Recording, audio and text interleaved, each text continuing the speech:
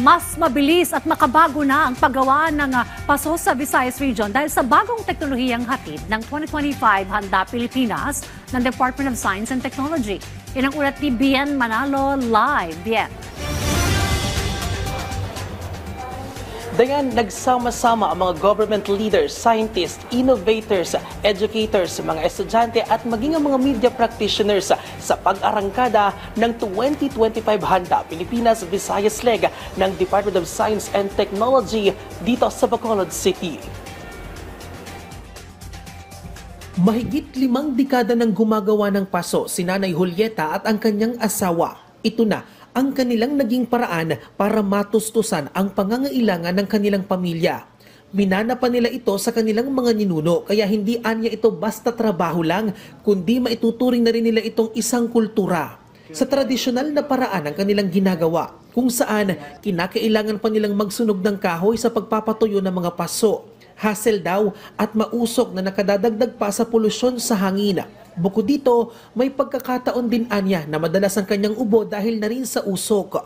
Kaya laking pasasalamat niya sa shuttle-type kiln mula sa Department of Science and Technology na malaki anya ang may tutulong sa kanilang hanap buhay. Itong kiln na ito malaking halaga ito para sa uplift ng kabuhayan ng buong pottery makers. Nagpapasalamat kami kasi hindi lang kami manatiling mag-create ng ganitong produkto.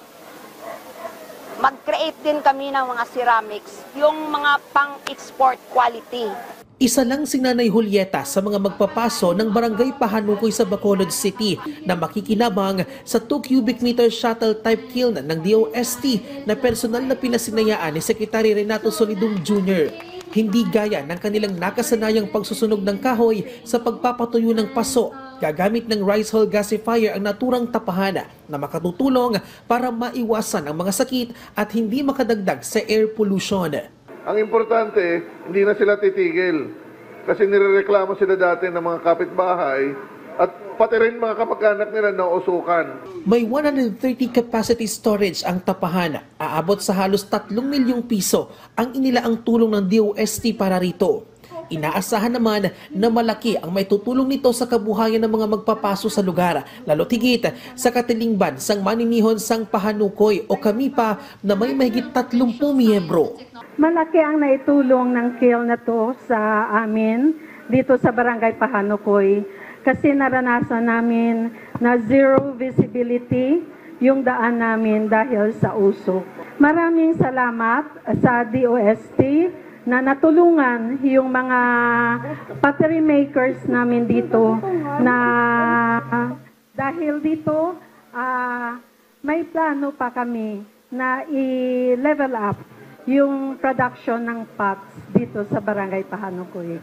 Samantala, binisita rin ni Secretary Solidum ang Research and Development Laboratory sa Technological University of the Philippines, Visayas sa Talisay City. Halos 5 milyong piso ang halaga ng tulong ang naibigay ng ahensya dito na inilaan sa equipment ng laboratorio. Dinalaw din ng kalihim ang laboratory facilities for analysis of heavy and trace metals in water, tissues and processed aquaculture products sa Bacolod City. Layon ng naturang laboratorio na tulungan ang mga negosyanteng nag-e-export ng kanilang mga produkto na makakomply sa standard ng bawat industriya. Aabot sa mahigit 2 milyong pisong halaga ng tulong ang naipaabot na ng DOST sa pasilidad na inilaan naman sa mga equipment at research and development. Our plan is to absorb them but still remain in the regions. So that maging permanent sila, but also to improve the offices in the region and the laboratories. Dayan, bahagi rin ng programa ang malalimang talakayan tungkol sa mga kalamidad at sakuna na kinahaharap ng Pilipinas na pinangunahan ng DOST, PBOX at Pag-asa sa #Maghanda Sessions. Isa rin sa mga highlights ng programa ang pagkakaroon ng Brains and a Breakthrough Quiz Bowl para naman sa mga estudyante.